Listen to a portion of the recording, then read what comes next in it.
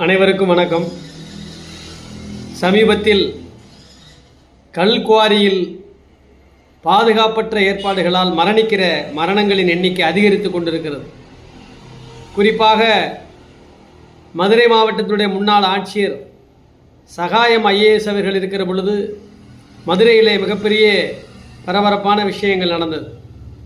இந்த குவாரிகளால் இயற்கை கனிம வளங்கள் கொள்ளையடிக்கப்படுவதை தவிர்க்க வேண்டும் என்பதற்காக கடுமையாக போராடினார்கள். அதேபோல் புதுக்கோட்டை மாவட்டத்தில் இந்த குவாரி பிரச்சனை அதிகம் இருக்கிறது.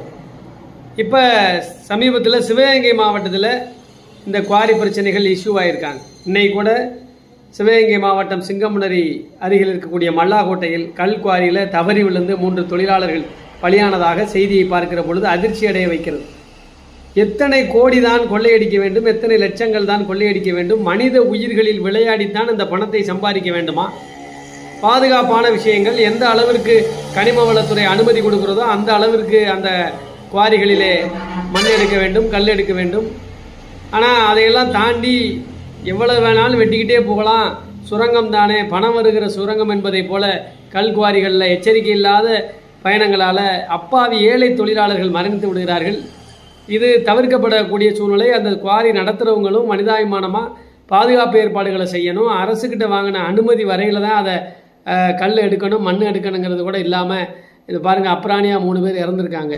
இதே சம்பவங்கள் புதுக்கோட்டை மாவட்டத்திலையுமே பாதுகாப்பான ஏற்பாடுகள் இங்கே இல்லை. குவாரிகளில் நம்ம மதுரை மாவட்டமாக இருக்கலாம், எங்கெங்கெல்லாம் கல் குவாரிகள் நடக்கிறதோ அதில் அனுமதிக்கப்பட்ட ஆழத்திற்கு தான் வெட்டணும். அனுமதிக்கப்பட்ட கல் குவாரிகளில் முறையான பாதுகாப்பு ஏற்பாடுகளோடு அந்த தொழிலாளர்களை அந்த சுரங்கத்தில் இறங்க வைக்கணும். லாரிகள் பயணமாகிறதுலேருந்து டிரைவராக இருந்தாலும் எல்லாருமே எல்லா வகையில் இந்த தொழிலாளர்கள் பாதுகாப்பான ஏற்பாடுகள்லாம் செஞ்சு பண்ணணும். அதற்கான நடவடிக்கைகள்லாம் இல்லாமல் இருக்கிறது இந்த அரசாங்கத்தில் எந்த அளவிற்கு எந்த துறையிலையும் பாதுகாப்பு இல்லைங்கிற மாதிரியான ஒரு சூழ்நிலை இருக்குது. அதனால் அந்த கல் குவாரிகளில் ஏற்படக்கூடிய மரணங்களை தவிர்ப்பதற்கும் அனுமதியற்று சட்டவிரோத கல் குவாரிகளை மூடுவதற்கும் அரசாங்கம் நடவடிக்கை எடுக்க வேண்டும் என்பதை நம்ம இந்த நேரத்தில் தெளிவாக கேட்டுக்கிறோம். இதற்காக அனைத்து இந்திய அண்ணா திராவிட முன்னேற்ற கழகத்துடைய ஆட்சி மலர்கிற பொழுது முறையற்ற சட்டவிரோத கல்குவாரிகள் அனைத்துமே மூடப்படும். இதற்கு எடப்பாடியார் அவர்கள் மிகப்பெரிய ஒரு தனி சட்டத்தை கொண்டு வருவார்கள்.